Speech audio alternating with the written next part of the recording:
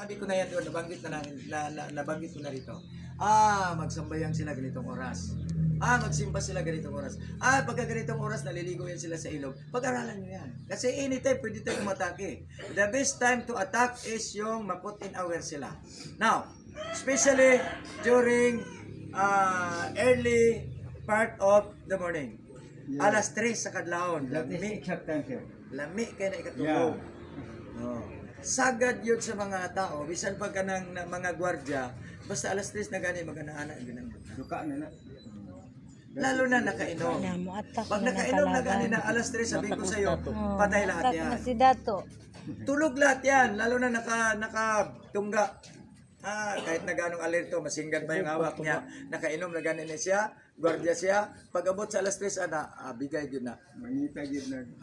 Bakit ka mo?